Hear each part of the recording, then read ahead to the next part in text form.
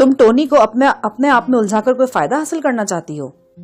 ہاں، ٹونی نے جس کمرے میں مجھ سے سوال جواب کیے تھے وہاں ایک دیوار پر اس بیسمنٹ کی چابیاں لٹکی رہتی ہیں۔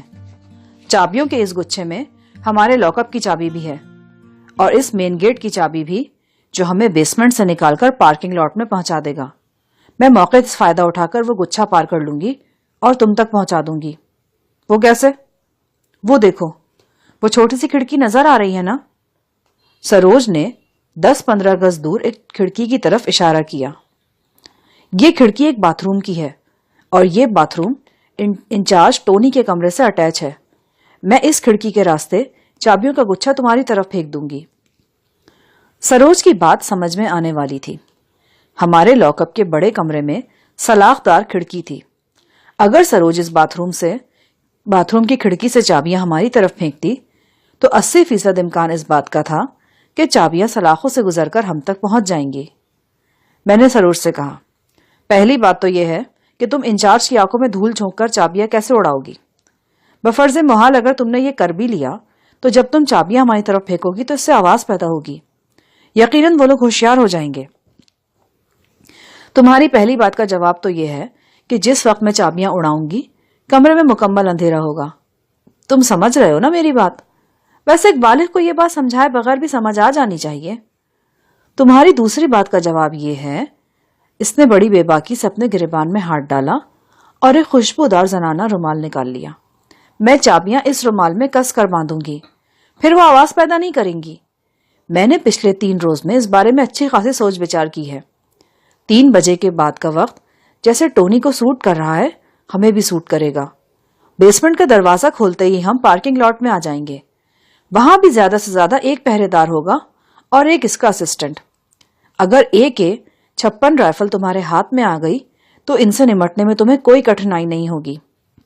سروج، تم اپنے خوبصورت جسم کو ہتھیار کے طور پر پیش کرنا چاہ رہی ہو؟ بہت نیچ سوچ ہے تمہاری۔ مجھے تمہارے اس منصوبے سے کوئی سروکار نہیں۔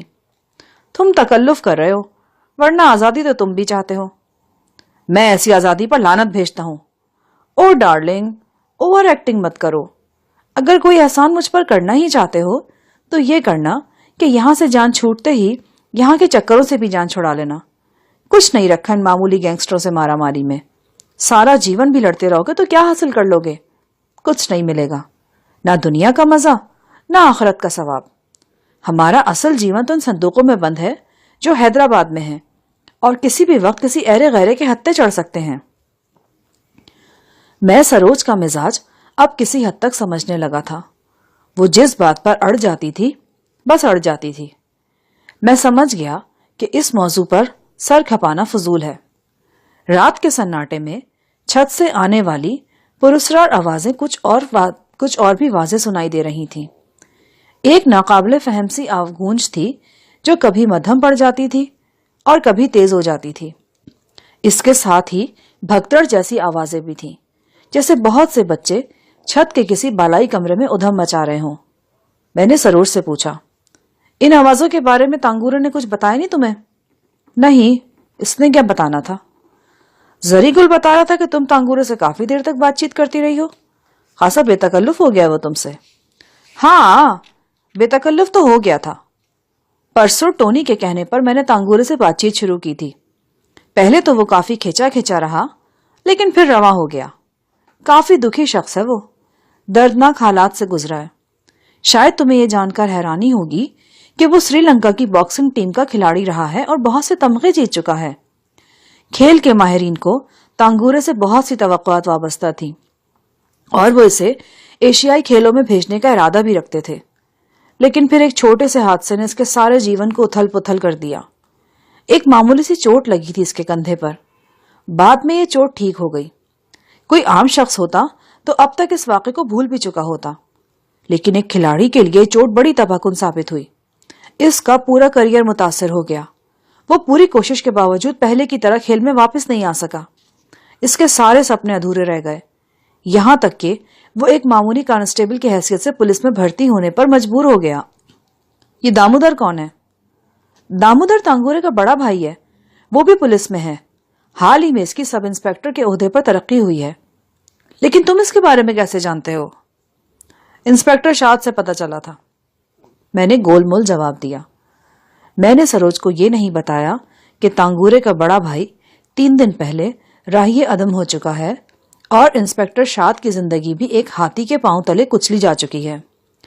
सरोज अपनी बात जारी रखते हुए बोली, दामोदर अपने छोटे भाई से बेहद प्रेम करता है। तांगूरे इसकी आंखों का तारा और उम्मीदों का सहारा था।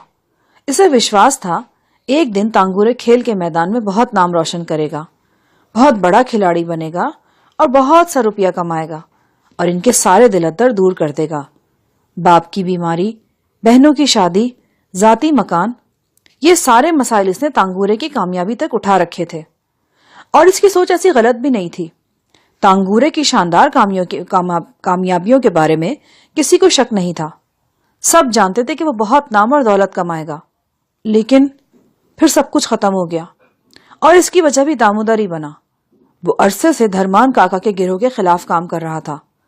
कोलंबो के नवाही इलाकों में काका के जो कारिंदे गैर कानूनी शिकार खेलते थे, वो इनके रास्ते का पत्थर बना हुआ था। एक मौके पर काका के कारिंदों ने दामोदर को सजा देने के लिए इसके घर पर हमला कर दिया। वो दामोदर को मारने पीटने लगे। अपने मोहतरम भाई की जान बचाने के लिए तांगूरे आगे बढ़ा। लड़ाई के दौरान एक हॉकी की ज़रब तांगूरे के कंधे पर लगी और वो जख्मी हो गया। इसी जख्म ने बाद में से खेल छोड़ने पर भी मजबूर कर दिया और इसके साथ ही इसका जीवन भी क्या से क्या हो गया। वो जो बहुत ऊंची हवाओं में उड़ने के लिए पर तोल रहा था, केचवे की तरह रेंगने पर मजबूर हो गया। सरोज की बातें सुनकर मेरी निगाहों में वो मंजर घूम गया जब दामोदर एक गड्ढे में बेहोश पड़ा था और इसके खुश्क लब अपने लाडले भाई का नाम पुकार रहे थे। हर शहर में कैसी कैसी कहानियां छुपी होती हैं, सीनों में कैसे कैसे राज होते हैं जो लोग शब रोज अपने साथ लिए फिरते हैं।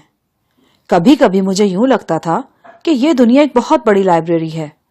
इस लाइब्रेरी में हजारों किताबें, हजारों कमरे और हर कमरे में लाखों करोड़ों किताबें मौजूद हैं। हर किताब छोटी बड़ी कहानियों से भरी हुई है। दामोदर भी एक किताब ही था। मैं इसके चंद ही सफ़े देख पाया था कि वो गुम हो गई थी, लेकिन इन चंद सफ़ों में भी मैंने एक दिलगुदास कहानी पढ़ ली थी। अचानक खटपट की आवाजें आईं। मैं चौंक कर कमरे की तरफ देखने लगा। सरोज का भी रद्द-ए-अमल यही था। कमरे के हजमी कुफुल में चाबी घूमी और दरवाजा एक झटके से खुल गया। अंदर आने वाला मुसल्ला पहरेदार था। वो शक्ल से ही बेरहम कातिल नजर आता था। इसके हाथ में वही AK-56 राइफल थी जिसका अभी सरोज ने जिक्र किया था। इस डीलक्स राइफल की सूरत जितनी अच्छी थी, सीरत इतनी ही भयानक थी। मुसल्ला पहरेदार के पीछे शलवार कमीज वाला एक लंबा तड़ंगा शख्स था। इसका एक पहलू भारी था जिससे अंदाजा होता था कि इसने कमीज के नीचे रिवॉल्वर या पिस्तौल लगा रखा है। दोनों अफराद के लॉकअप में घुसने से जो आहटें पैदा हुई, उन्होंने राकेश और जरीगुल को बेदार कर दिया। वो सवालिया नजरों से मुसल्ला अफराद की तरफ देखने लगे। छोकरी कहाँ है? राइफल बरदार ने दुरुस्त लहजे में राकेश सिंघे से पूछा। राकेश ने छोटे कमरे की तरफ इशारा कर दिया। दोनों अफराद दंदनाते हुए कमरे में घुस आए। उन्होंने बड़ी हरीस नजरों से सरोज को देखा और फिर राइफल बरदार बोला, चलो लड़की, तुम्हें साहब ने बुलाया है। वो किस लिए? सरोज ने भी अंग्रेजी में सवाल दागा। वो तुमसे कुछ पूछना चाहते हैं। वो यहां आकर भी पूछ सकते हैं। बकवास बंद करो, अभी तुम्हारी बारी आ जाएगी। शलवार कमीज वाला गुर्राया। इसका हाथ अपनी कमीज के नीचे पिस्तौल पर रखा था। AK-56 राइफल मेरी तरफ उठी हुई थी। लबलबी पर उंगली का हल्का सा दबाव मेरे बदन में दर्जनों गोलियां उतार सकता था। चलती हो या खींच कर लेकर जाना पड़ेगा? सरोज मुंह में बड़बड़ाती हुई उठ खड़ी हुई। वो दोनों इसे लेकर बाहर निकल गए। रात के पिछले पहर सरोज को तफ्तीश के लिए ले जाते देखकर जरीगुल ने एहतजाज करना चाहा, लेकिन मैंने उंगली के इशारे से उसे खामोश कर दिया। मैंने घड़ी देखी। रात के 3:15 बज रहे थे। सरोज का यह अंदाजा दुरुस्त निकला था कि टोनी इसे 3 बजे के बाद तलब करेगा। सूरत-ए-हाल एकदम सनसनीखेज हो गई थी। अगर सरोज अपने इरादों में कामयाब हो जाती और बाथरूम की खिड़की के रास्ते चाबियों का गुच्छा हमारे लॉकअप में फेंक देती, تو ہمارے لیے ضروری تھا کہ فوری طور پر حرکت میں آ جائیں۔ اس صورت میں ہمیں سب سے پہلے رائفل بردار پر قابو پانا تھا اور پھر انچارج ٹونی کی خبر لینی تھی۔ میں نے مناسب سمجھا کہ زری گل اور راکیش سنگھے کو بھی تمام صورتحال سے آگاہ کر دوں۔ سروج کا پروگرام سن کر راکیش تو خوش ہو گیا، لیکن زری گل نے بہت برے برے منہ بنائے۔ کہنے لگا، استاد صاحب، اب اپنے زورے بازو کے ساتھ یہاں سے نکلتا تو کوئی بات بھی تھا۔ یہ کیا ہوا کہ کوئی عورت ہماری آزادی کا انتظام کرے اور وہ بھی کسی کے بستر پہ لیٹ کے؟ خدا کا مار ہو اس عورت پر، ہم کو اس کا یہ گندا احسان منظور نہیں۔ بھائی وہ اپنی مرضی سے گئی ہے، میں نے اسے روکنے کی کوشش بھی کی تھی لیکن وہ نہیں رکی۔ اگر اس پر کوئی مصیبت آتی ہے تو وہ قطعی طور پر خود اس کی ذمہ دار ہوگی۔ بہرحال ہمیں ہر قسم کے حالات کے لیے تیار رہنا چاہیے۔ یہ عورت تو ہے ہی ارافہ، ہم تو پہلے دن سے جان گیا تھا کہ یہ ان عورتوں میں سے ہے جو اپنا آبرو ہر وقت ہتھیلی پر لیے پھرتا ہے۔ آپ کو یاد ہوگا چند ماہ پہلے فرید کوٹ میں اس نے کیا کیا تھا، آج یہ پھر سے اسٹوری کو دہرا رہا ہے۔ راکیش سنگھے خاموش بیٹھا تھا۔ ہم اردو بول رہے تھے لہٰذا اس کی سمجھ میں کچھ نہیں آ رہا تھا۔ تانگورے بدستور گہری نیند میں تھا۔ اس کے زخموں سے بہنے والا خون خود ہی جم کر بند ہو گیا تھا۔ میں نے سلاخ دار کھڑکی کے پٹ کھول دیے اور اس کمرے کی طرف دیکھنے لگا جہاں سروج مسلح پہرے داروں کے ساتھ داخل ہوئی تھی۔ یقیناً پہرے دار اسے چھوڑ کر جا چکے تھے اور اب وہ ٹونی کے ساتھ کمرے میں تنہا تھی۔ کمرے میں کیا ہو رہا ہے اس کے بارے میں سوچ کر میں ذہن پراگندہ نہیں کرنا چاہتا تھا۔ بہرحال یہ بات آیا تھی کہ سروج ٹونی کو شراب اور شباب کے نشے میں مدہوش کر دے گی اور کوشش کرے گی کہ لاک اپ اور بیرونی دروازے کی چابیاں ہم تک پہنچا سکے۔ قریباً ایک گھنٹہ انتظار کے جاں گسل لمحات کی نظر ہو گیا۔ ٹونی کے کمرے کی لائٹ آن تھی یا آف، اس بارے میں اندازہ لگانا مشکل تھا۔ وجہ یہ تھی کہ لاک اپ کی جانب کمرے کی کوئی کھڑکی یا روزن نہیں تھا۔ کوئی آواز یا آہٹ وغیرہ سنائی دینے کا تو سوال ہی پیدا نہیں ہوتا تھا۔ لاک اپ سے کمرے کا فاصلہ کافی زیادہ تھا۔ اس وقت رات کے قریباً 4:30 بجے تھے جب ٹونی کے کمرے کا دروازہ کھلا اور سروج لڑکھڑاتی ہوئی سی باہر آ گری۔ اس کے بال منتشر تھے اور جسم کے گرد کسی بستر کی چادر لپٹی ہوئی تھی۔ اس کے عقب میں ٹونی نمودار ہوا۔ وہ ایک چوڑا چکلا سیاہ فام تھا۔ اس کے ہاتھ میں سیاہ کالرڈ پسٹل نظر آ رہا تھا۔ اس نے پسٹل سروج کی طرف سیدھا کیا اور کڑک کر بولا، چلو اٹھو۔ سروج نے اٹھنے میں تاخیر کی تو اس نے سروج کے بال مٹھی میں جکڑے اور کھینچتا ہوا لاک اپ تک لے آیا۔ ایک جانب سے شلوار قمیض والا شخص نمودار ہوا۔ ٹونی نے چابیوں کا گچھا اس کی طرف پھینکا۔ اس نے آگے بڑھ کر لاک اپ کا دروازہ کھولا۔ سروج ہچکیوں سے رو رہی تھی اور اس نے اپنا چہرہ بازو کے خم میں چھپا رکھا تھا۔ دھوکہ کرتی ہے کتیا کہیں کی، تیرے جیسیاں تو جیب میں لیے پھرتے ہم۔ ٹونی دانت پیس کر غرایا۔ اس نے سروج کو دھکا دیا۔ وہ سنبھلنے کی کوشش کرتی ہوئی زخمی تانگورے کے قریب آ گری۔ وہ اپنا جسم بمشکل چادر میں چھپائے ہوئے تھی۔ اس کے رخساروں پر تماچوں کے نشانات تھے اور بالائی ہونٹ پھٹ کر سوج گیا تھا۔ مجھے یقین نہیں آیا کہ یہ اجڑی پجڑی لڑکی وہی سروج ہے جو 1-1.5 گھنٹہ پہلے بڑے تم تراق سے کمرے میں بیٹھی تھی اور اپنے تیرے نظر سے شکار کرنے کے لیے پر تول رہی تھی۔ میں سمجھ گیا کہ سروج کا منصوبہ کامیاب نہیں ہو سکا اور وہ غیر متوقع طور پر آخری مرحلے میں پکڑی گئی۔ ٹونی کی آنکھیں خون اگل رہی تھیں اور وہ سروج کو انگریزی اور سنہالی کی منتخب گالیاں دے رہا تھا۔ ایک لمحے کے لیے میرے بازوؤں میں برق سی کوند گئی۔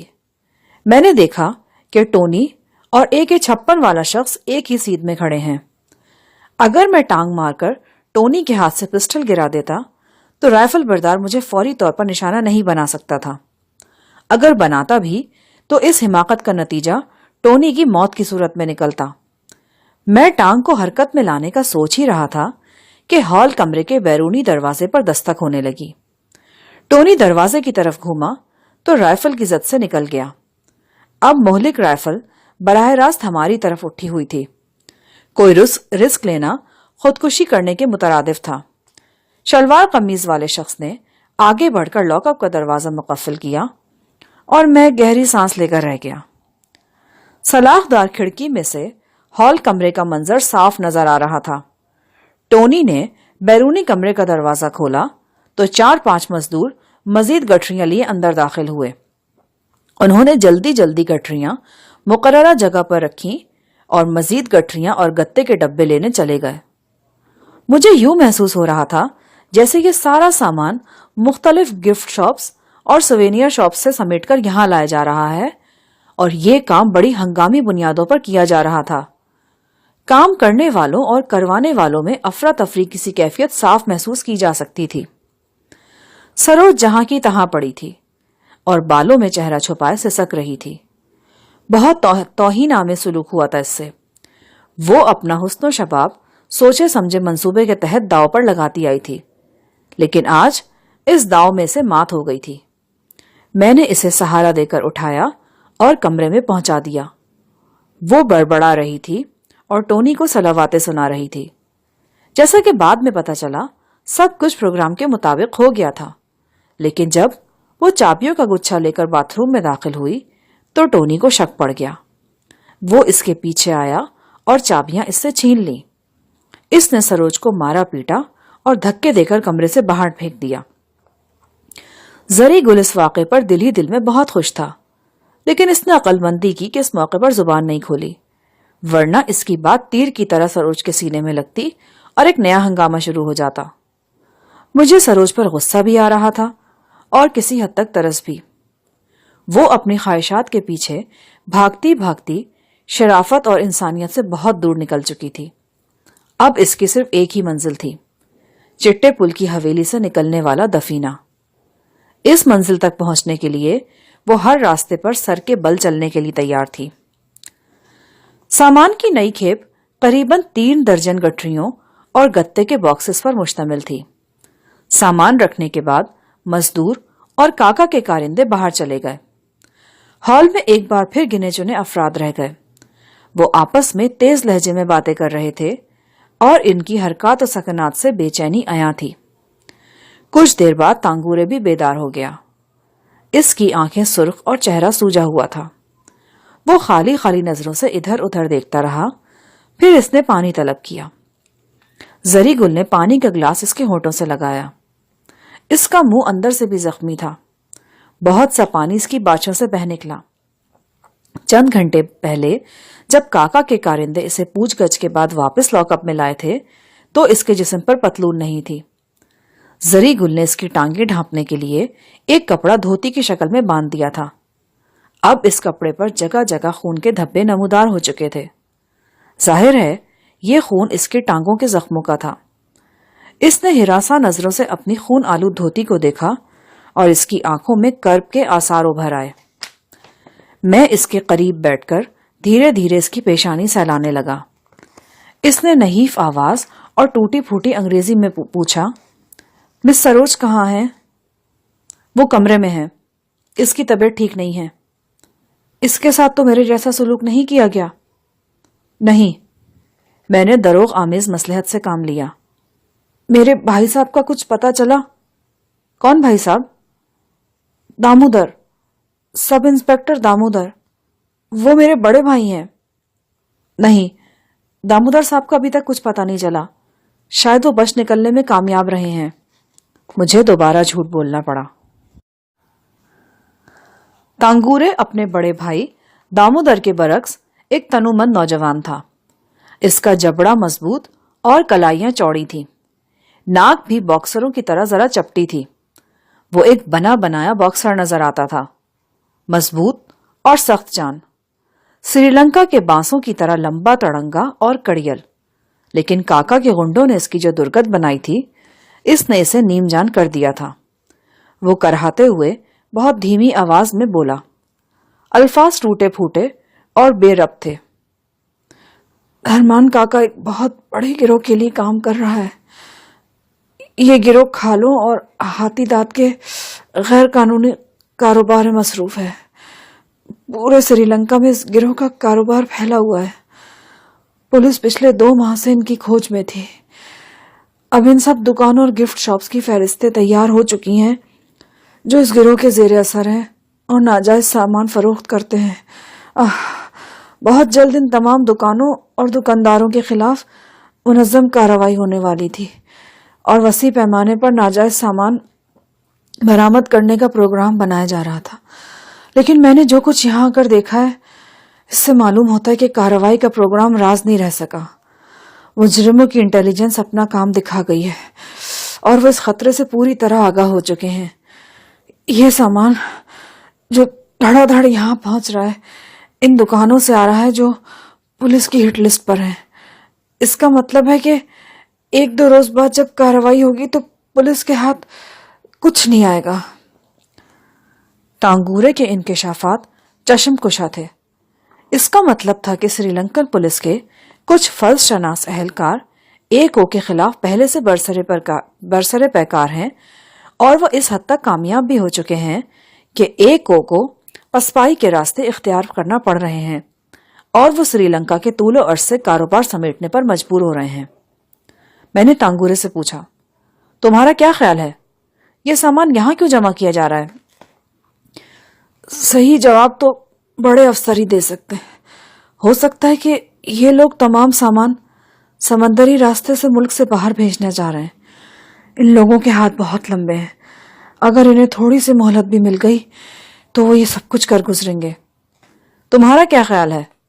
اس موقع پر ہم کیا کر سکتے ہیں؟ ٹانگورے کے چہرے پر پھر الجھن کے آثار نظر آنے لگے۔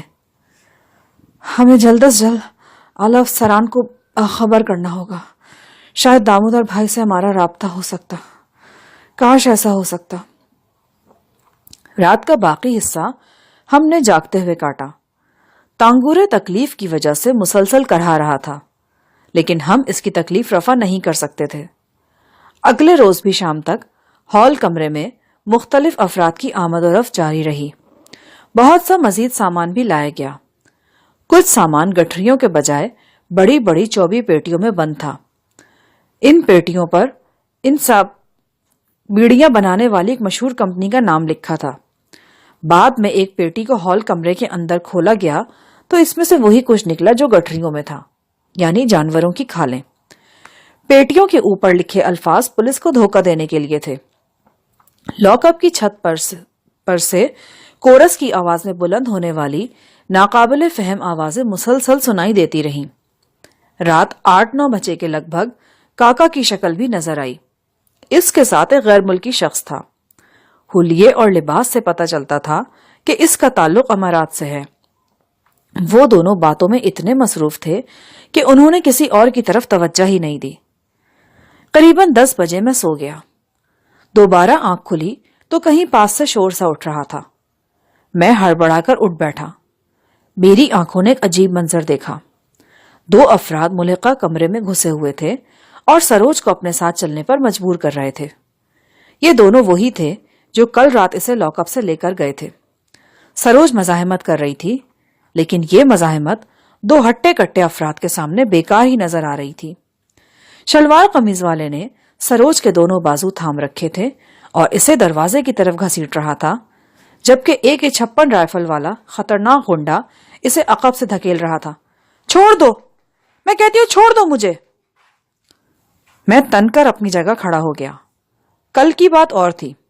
سروج اپنی مرضی بلکہ شدید خواہش کے تحت انچارج ٹونی کے پاس گئی تھی، لیکن آج اسے زبردستی لے جایا جا رہا تھا۔ یہ ہو ہی نہیں سکتا تھا کہ میں اسے یوں جانے دیتا۔ کیا بات ہے؟ میں نے رائفل بردار سے پوچھا۔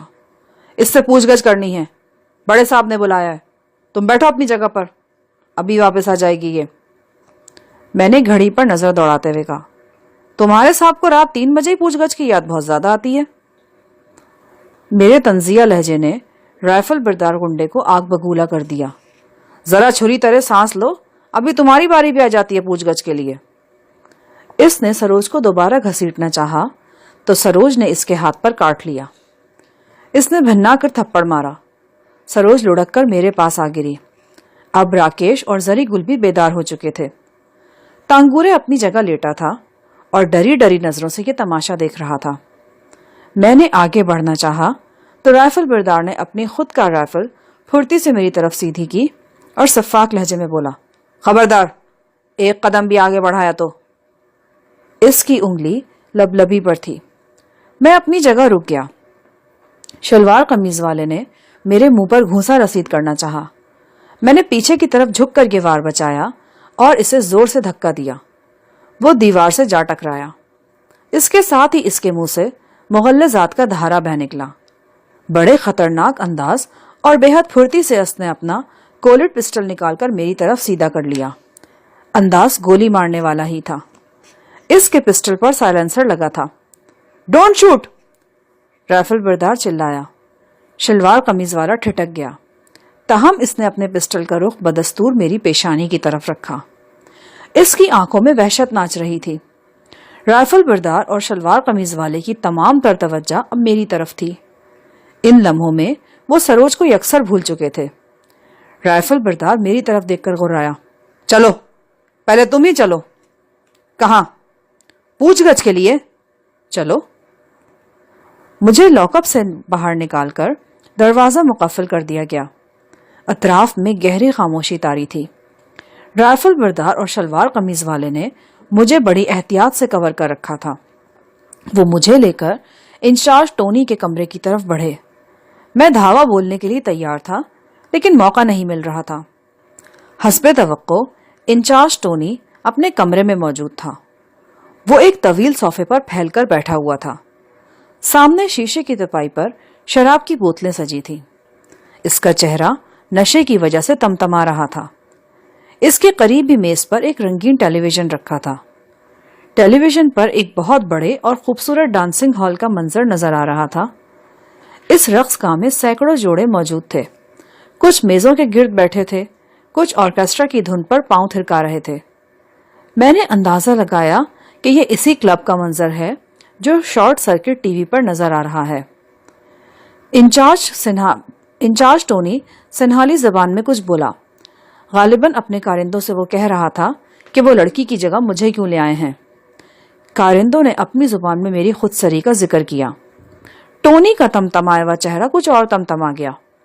وہ مجھ سے مخاطب ہو کر انگریزی میں بولا، بڑا شوق ہے تمہیں پوچھ گچھ کے لیے پیش ہونے کا؟ اس کا لہجہ طنز سے معمور تھا۔ ملزم ہوں؟ ملزم سے تو تفتیش ہوتی ہے، مجھ سے ہوگی تو کون سی انوکھی بات ہے؟ لیکن تمہارا جرم چھوٹا نہیں ہے، تم سے تفتیش ذرا اعلیٰ سطح پر ہوگی۔ تفتیشی افسر ماسٹر کاکا خود ہوں گے، اپنے ہاتھوں سے تمہاری کھال ادھیڑیں گے اور سر کی ٹرافی بنائیں گے۔ لگے ہاتھوں یہ بھی بتا دو کہ یہ کن جرائم کی سزا ہوگی؟ جرائم کی فہرست تو بہت طویل تھی، لیکن چند چھوٹے موٹے جرائم تمہیں بھی ازبر ہوں گے۔ تمہارا سب سے پہلا اور دھماکہ خیز جرم یہ تھا کہ تم مڈ نائٹ ریسٹورنٹ میں داخل ہوئے اور وہاں ہنگامہ کرنے کی جرات کی۔ اس کے بعد تم نے کاکا کے ذاتی ڈرائیور امر ناتھ کو شدید زخمی کیا اور جیون جی کی اذیت ناک موت کا سبب بنے۔ بعد ازاں تم نے دبئی پیلس میں ہمارے 2 ساتھیوں کو زخمی کیا اور ان میں سے ایک کی ٹانگ کاٹنا پڑی کیونکہ اس کی ٹانگ پر زہریلی کرپان کا گھاؤ لگ گیا تھا۔ میرا خیال ہے تمہیں یہ سب باتیں بھولی نہیں ہوں گی۔ ابھی صرف 5 دن پہلے وائلڈ لائف ریزرو میں تم ہمارے ایک ساتھی کو شدید زخمی اور دوسرے کو ہلاک کر چکے ہو۔ ان سب جرائم کے علاوہ تمہارا ایک جرم یہ بھی ہے کہ تم نے دبئی پیلس کی ملازمہ آروشی کو ماسٹر کاکا سے غداری پر اکسایا اور اس میں کامیابی حاصل کی۔ میں تمہاری ہر بات کا جواب دے سکتا ہوں، لیکن تم خود ہی بتا چکے ہو کہ اصل آدمی کاکا ہے، تمہاری حیثیت چمچے سے زیادہ نہیں۔ ٹونی نے دانت پیس کر میری طرف دیکھا، پھر سنہالی میں رائفل بردار سے کچھ کہنے لگا۔ الفاظ تو میری سمجھ میں نہیں آ رہے تھے، لیکن اشاروں کنایوں سے اندازہ ہوتا تھا کہ وہ اپنے کارندوں سے لڑکی کو لانے کے بارے میں کہہ رہا ہے اور میرے بارے میں حکم جاری کر رہا ہے کہ مجھے واپس لاک اپ میں بند کر دیا جائے۔ دونوں مسلح افراد نے فوری طور پر اس حکم کی تعمیل میں حرکت کی۔ پسٹل والے نے پسٹل کے اشارے سے مجھے باہر نکلنے کا حکم دیا۔ میں الٹے قدموں واپس ہوا اور دروازے سے نکل آیا۔ پسٹل بردار میرے عقب میں تھا، رائفل والا اس کے پیچھے آ رہا تھا۔ کمرے سے نکل کر ہم لاک اپ کی طرف 8-10 قدم ہی گئے تھے کہ مجھے وہ موقع مل گیا جس کا میں دیر سے منتظر تھا۔